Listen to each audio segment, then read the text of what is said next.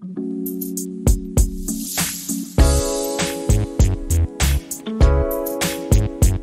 Hi guys, what's up, welcome back to a channel. So guys, आज की इस video में मैं मिलूंगा महिंद्रा स्कॉर्पियो एन के ओनर से। 11,000 चलाने के बाद कितनी एवरेज आ रही है जानेंगे अक्षय भाई से। कैसे हो भाई? बढ़िया भाई, आप बताओ।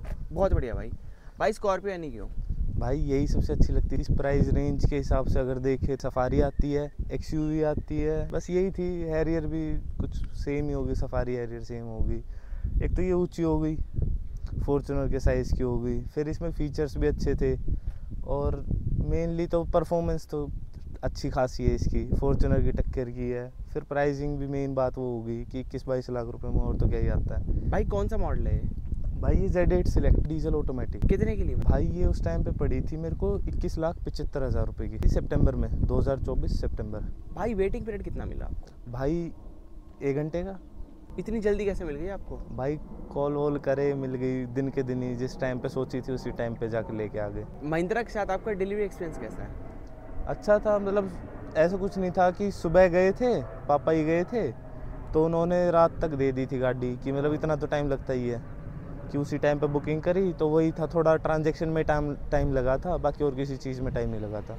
सब कुछ बढ़िया था। बस एक जो इशू आया था मेरे को मेजरली, वो जब गाड़ी ली थी आते ही जो इसका सस्पेंशन था आगे वाली साइड का, वो कहीं से पता नहीं कोई रोड निकली हुई थी या फिर टूटी हुई थी। तो इसमें जिस टाइम पे गाड़ी की डिलीवरी ली थी उसी टाइम से आवाज़ आ रही थी, तो वो बहुत ज़्यादा इशू क्रिएट हुआ था। फिर ये महिंद्रा में वापस भेजी भी सर्विस सेंटर पे अगले ही दिन। जिस दिन गाड़ी ली उससे अगले दिन हमें सर्विस सेंटर में जाना पड़ा। फिर इसका पार्ट चेंज करवाया, फिर भी वो ठीक नहीं हुआ। फिर महिंद्रा से कि 1 हफ्ते के लिए इस गाड़ी को रोका। फिर वो कोई स्पेशली बंदा आया, उन्हें है ना जो पार्ट मंगा रखा था वो उन्हें लगाना खुद नहीं आता था, तो फिर कोई स्पेशली बंदा आया था, फिर उसने इस पार्ट को लगाया, उसके बाद ये ठीक हुई। पर ना जैसे नई आई थी तो इशू हो गया, तो फिर दिमाग खराब हो गया। नई गाड़ी के साथ जिस दिन लिए यार उसी दिन हो गया, अब इससे ज़्यादा तो। भाई उस टाइम तो आपको रिग्रेट होगा कि मैंने ये गाड़ी क्यों ली? रिग्रेट तो नहीं था, मतलब ये था कि ठीक हो जाएगा, इतना कुछ मेजर नहीं था। हमें भी पता था कि एक पार्ट ही ख़राब है, कि चेंज हो जाएगा। भाई 11,000 किलोमीटर आपने चलाई है, कहाँ पे चलाई? भाई जैसे लोकल रन में तो मैंने थोड़ी सी कम ही चलाई है गाड़ी। मोस्टली मतलब जो मेरा गांव है यहाँ से जींद में पड़ता है, तो वहाँ पे पड़ जाता है कि 150 किलोमीटर ईच साइड पड़ जाता है। मोस्टली तो वहाँ पे चली है, और कश्मीर भी गई है गाड़ी आने के बाद। भाई वहाँ पे कैसा एक्सपीरियंस है आपका? कश्मीर में तो ऐसा हुआ कि 4x2 थी, और पहले इसमें 17 इंची के एलॉय थे, तो स्लिप कर रही थी गाड़ी, और तो कोई मेजर इशू नहीं आया। और इसके प्लास्टिक सब टूट गए थे, तो ये सब भी नए चेंज करवाने भाई पड़े। वो कैसे टूट गए? भाई आइस जमा हो गई इस पे पूरी पे, उस टाइम पे स्नोफॉल हो रही थी, तो पूरी गाड़ी में आइस ही आइस होगी, और लगते ही टूट गए वो। जब आए वापस चेक करे, कहीं पत्थर वत्थर से भी टकरा गए। वहाँ पता नहीं होता इसके अंदर कि पत्थर भी है क्या नहीं है, तो वहीं लग गई। भाई फिर आपने उस टाइम सोचा नहीं कि यार 4x4 गाड़ी होती हाँ, तो कोई दिक्कत ना होती? ये चीज़ आई थी दिमाग में। फिर मैंने सोचा भी कि इसे सेल करके टॉप मॉडल ले आता हूँ, Z8L 4x4। फिर घर वाले बोलने लग गए कि कभी कभी जाना होता साल में 1-2 बार ही मुश्किल से ही, तो उसके चक्कर में 4x4 लेने का क्या फ़ायदा, कि खेत में थोड़ी हर रोज़ जोतनी है कि वो लेके आएंगे।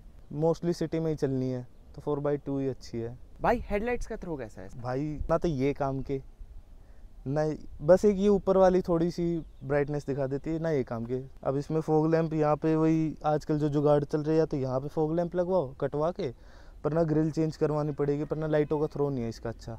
पर ना एक और मैंने कहीं पे बात की थी कि इसमें और इसमें दोनों में नए प्रोजेक्टर डलवाने हैं, तो वही है कि फिर उसमें वही है, ज़्यादा खर्चा आ रहा है बिना बात के, कि वो 30 के अराउंड मांग रहा है पैसे। तो इतना फ़ायदा नहीं है कि 30,000 रुपये में खाली इस वाली लाइटिंग पे करवाऊँ, तो मैं यहाँ पे ग्रिल ही चेंज करवाऊँगा। भाई आपने कब लगवाया 18 इंचेस अलॉय व्हील? भाई हो गए इसमें 4-5 दिन हो गए अराउंड। कंपनी इसमें 17 देती है, तो इसमें और उसमें आपको क्या फ़र्क लगा? भाई उसमें ड्राइव स्मूथ थी, जो अच्छी चीज़ लगी मेरे को। ये लगने के बाद हल्का सा स्टेयरिंग थोड़ा सा टाइट फील हुआ मेरे को, और अभी तो एक थोड़ी सी अलाइनमेंट करवाने की ज़रूरत है, क्योंकि 120 से ऊपर का जाती ही गाड़ी का स्टेयरिंग कांपने लग जा रहा है, और थोड़ी सी जंप ज़्यादा लेने लग गई है गाड़ी। जो पहले थोड़ी सी सॉफ्ट चलती थी थोड़ी सी, अब वो नहीं है, थोड़ी सी ज़्यादा उछलने लगी। बट ग्रिप वगैरह तो सही है, थोड़ी सी जम के चल रही है अब गाड़ी, ये तो फ़ायदा है। इन एलॉय व्हील्स की कितनी कॉस्ट करी आपको? भाई ये वैसे तो 60,000 रुपये के आते हैं। जैसे मैंने पुराने वाले एलॉय टायर थे, वो मैंने 10,000 किलोमीटर चलाने के बाद ही सेल करे हैं, तो वो दे के ये लेने पे मेरे को अराउंड 36 अराउंड के पड़ गए, 36,000 के पड़ गए थे। वो अलॉय टायर दे के ये नए चढ़वाने पे अपोलो के हैं ये। भाई आप एवरेज क्या निकाल रहे हो? भाई अभी तो आ रही है इसमें 11.9 की आ रही है।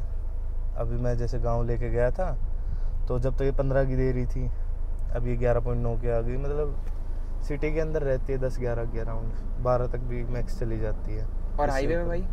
हाईवे पे भाई मैंने इससे 19 की भी निकाली हुई है और 15 की भी, और जो मैक्सिमम टाइम इसने एवरेज दी है वो 13 या 14 के बीच में दी है। मतलब इतना ही, इससे कम नहीं दी है हाईवे पे। भाई स्क्रीन का रिस्पॉन्स कैसा है? स्क्रीन भाई ठीक है, काम चला हुआ है। मतलब आधी चीज़ें काम करती है, आधी काम नहीं करती हैं। कई बार ऐसा होता है कि गाड़ी स्टार्ट हो जाती है, ना मीटर में लाइट आती ना स्क्रीन ऑन होती, और गाने बजते रहते हैं। आधे से ज़्यादा टाइम यही होता है। और कई बार ऐसा होता है कि सिंगल एक साइड का स्पीकर चल रहा है, स्पीकर और ट्विटर, बाकी और कुछ नहीं चल रहा होता। फिर गाड़ी को पूरी बंद करो, फिर वापस स्टार्ट करो, जब वापस चलती है। भाई एसी कैसा लगा आपको? भाई एसी बहुत बढ़िया है इसका। फर्स्ट रो में तो बहुत बढ़िया कूलिंग देता है, बट सेकंड रो में जैसे यहाँ पे एसी वेंट हो गए, लेकिन थर्ड रो के लिए कुछ भी नहीं है इसमें, एसी वेंट वगैरह नहीं है। तो थर्ड रो, इतनी ज़्यादा गर्मी को देख के तो थर्ड रो वाले एसी काम है ही नहीं। भाई आप थर्ड रो में बैठे हो? भाई आज तक लाइफ में एक ही बार बैठा हूँ, जब पूरी फैमिली थी साथ में, घर के बड़े थे तो लास्ट वाली सीट पे बैठा था। लेकिन एक चीज़ सबसे अच्छी लगी और गाड़ियों के मुकाबले, इसमें पीछे बहुत ज़्यादा स्पेस है और गाड़ियों को देखे। मतलब पूरा मेरी हाइट जैसे 6 फुट है पूरी, तो पूरे लेग स्पेस भी बहुत ज़्यादा है और कंफर्टेबली बैठते हैं। भाई कितनी देर बैठे आप? भाई मैं 1 घंटा सारा बैठा था, कोई थकावट नहीं हुई और बिल्कुल रिलैक्स रहा, पता भी नहीं चला। बस एक ये था कि ज़्यादा उछलती है थोड़ी सी पीछे से। हेडरूम भी बहुत ज़्यादा है। और सेकंड रो में कंफर्ट कैसा है? सेकंड रो का भी भाई बहुत अच्छा कंफर्ट है इसमें। मतलब जैसे कैप्टन सीट वाली गाड़ियाँ होगी, जैसा वो फील आता है ना, सेम वही वाली फीलिंग आती है। बिल्कुल कंफर्टेबल है। भाई ऑटोमेटिक ट्रांसमिशन कैसा है महिंद्रा स्कॉर्पियो एन का? जब गियर शिफ्ट होते हैं आपको पता चलता है? भाई बिल्कुल स्मूथ है। मतलब स्टार्टिंग के जो गियर है फर्स्ट या सेकंड में थोड़ा सा पता चलता है कि 2000 आरपीएम से ऊपर जा रही है, उसके बाद तो बिल्कुल स्मूथली चेंज होते हैं और ना ही ऐसे कोई झटका सा फील होता कि गियर शिफ्टिंग हो रही है, जैसे पता चलता है। बट बिल्कुल स्मूथ है, जो चीज़ सबसे बढ़िया लगती है मेरे को इस गाड़ी में। जब आप इसको हाई आरपीएम पे चलाते हो, इंजन नॉइस अंदर सुनाई देती है? बहुत ज़्यादा सुनाई देती है। मतलब गूं की आवाज़ भाई बहुत ज़्यादा गूंजती है इस गाड़ी के अंदर। बाकी तो स्मूथ है गाड़ी। और टायर नॉइस आती है? टायर नॉइस नहीं आती इतनी ज़्यादा, केबिन थोड़ा साइलेंट है इसका। भाई बिल्कुल स्मूथ है गाड़ी। मैं इसे 160-170 पे भी चलाई है ना, तो जैसे पुरानी स्कॉर्पियो में वो हिलती डुलती थी, ऐसी नहीं है। बिल्कुल स्मूथ है और कंफर्टेबल है। कितने घंटे आप इस गाड़ी को चला लो, ऐसा फील नहीं होगा किसी बेकार सी गाड़ी को चला रहे हो। बिल्कुल कंफर्टेबल है और रिलैक्स रहते हैं, जो सबसे बढ़िया चीज़ है। थैंक यू अक्षय भाई पूरा अपना ओनरशिप रिव्यू देने के लिए महिंद्रा स्कॉर्पियो एन का। अगर आपको वीडियो अच्छी लगी हो तो इस वीडियो को लाइक करना, चैनल पर नए हो चैनल को सब्सक्राइब करना। मिलता है आपको ऐसी एक और नई वीडियो में।